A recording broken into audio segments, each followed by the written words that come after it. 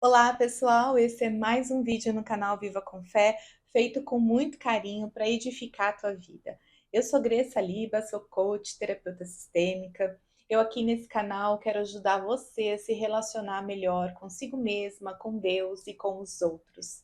No vídeo de hoje eu quero trazer 3 leis bíblicas, tá? 3 leis bíblicas que você precisa entender e viver na sua vida a fim de viver segundo os propósitos de Deus. Esse vídeo e esse canal é para você que quer edificar a tua vida debaixo da vontade de Deus, debaixo dos propósitos dele para nós, porque crê, porque acredita que o que ele tem para nós é para o nosso bem e nos traz felicidade. Então, se você crê nisso, assista esse vídeo até o final. Clica aqui embaixo, se inscreve para que você possa receber mais conteúdos como esse. E se puder, já deixa o seu joinha aqui para que o YouTube possa entregar esse vídeo para mais pessoas.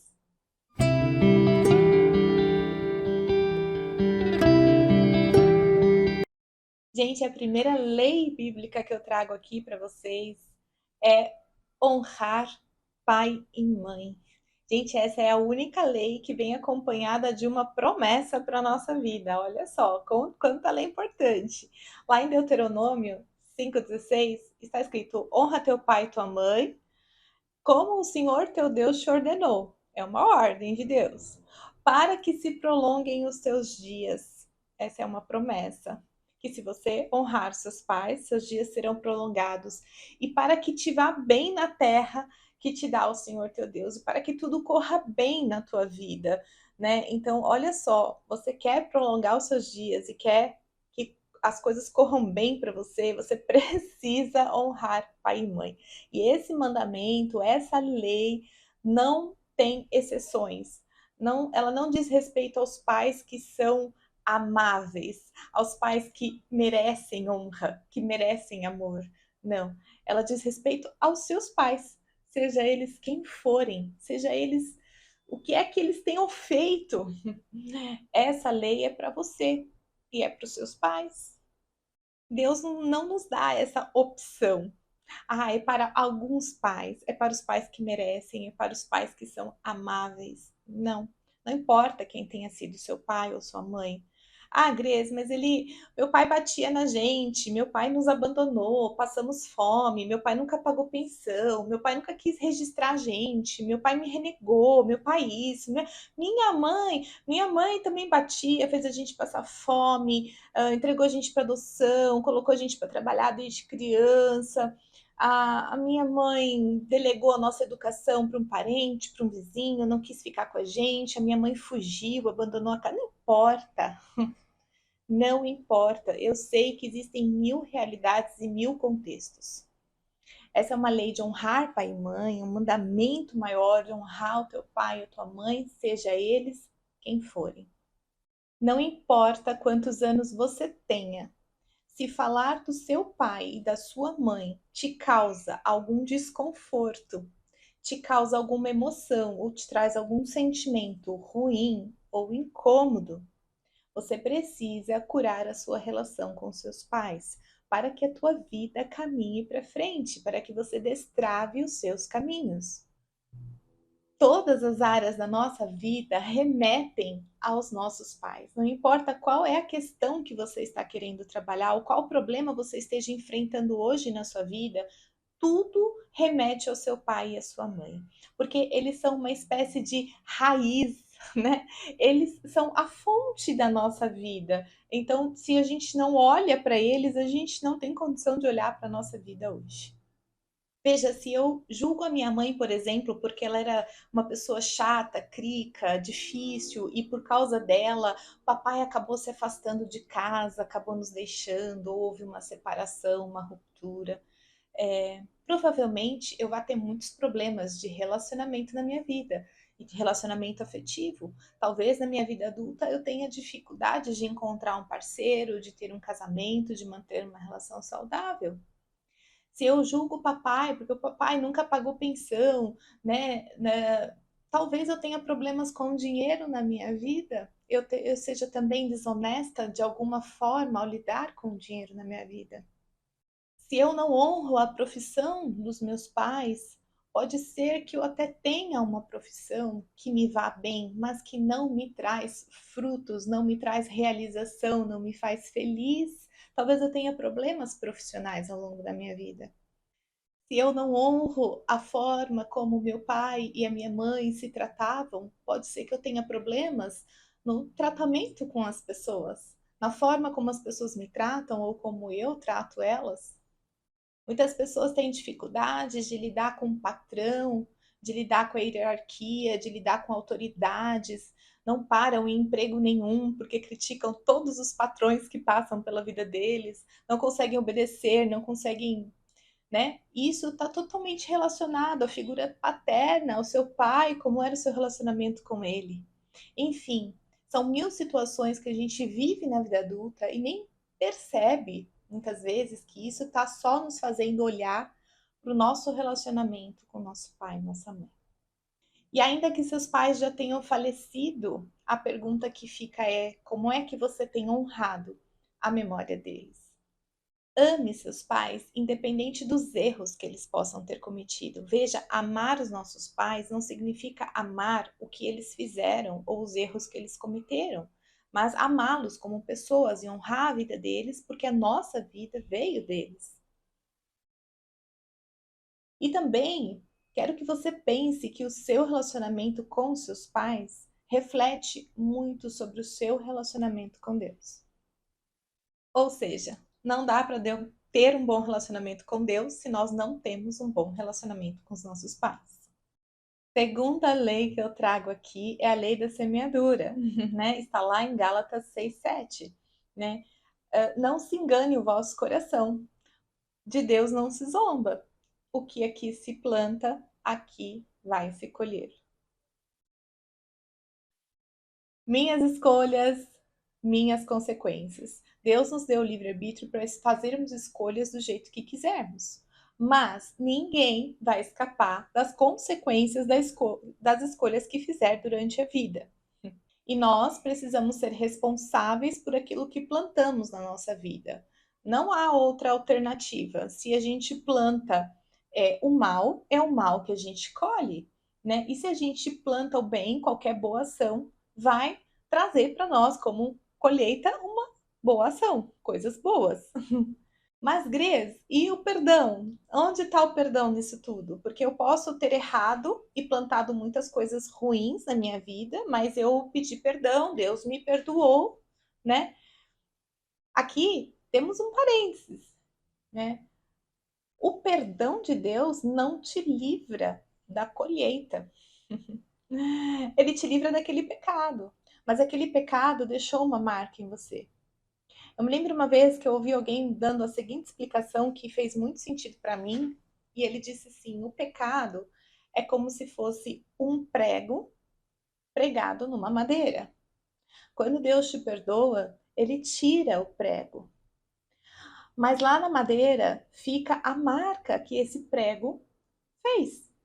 Essa marca, essa consequência, essa é a pena do pecado.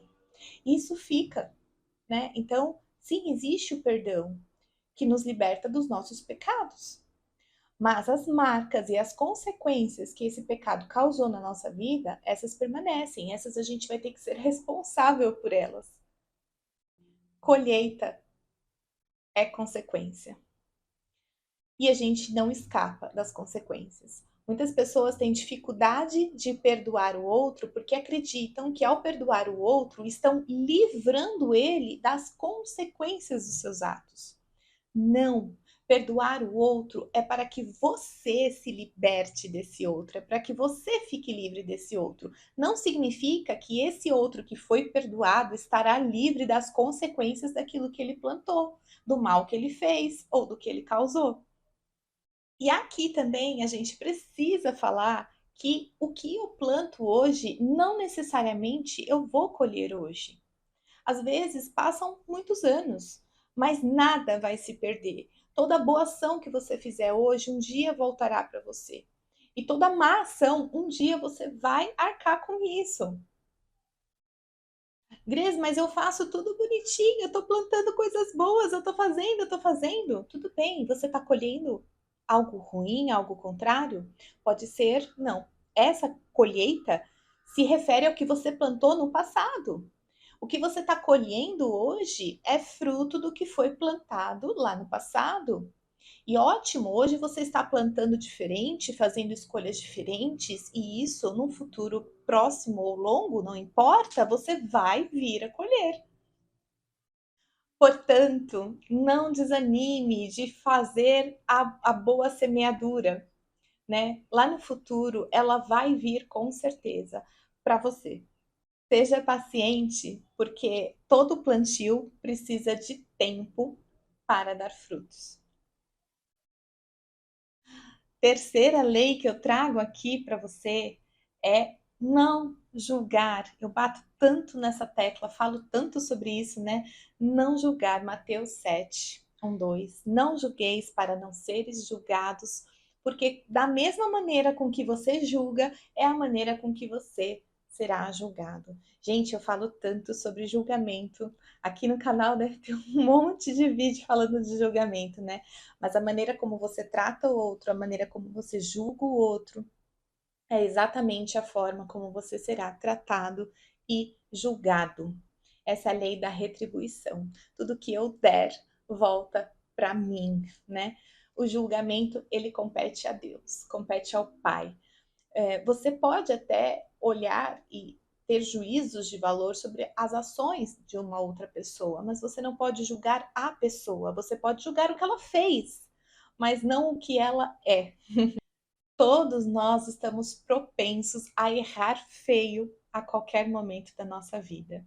Ninguém aqui é tão forte que não possa ter um telhado de vidro, que não possa vir a sucumbir ou a falhar ou a errar muito feio com o outro, consigo mesmo ou com Deus.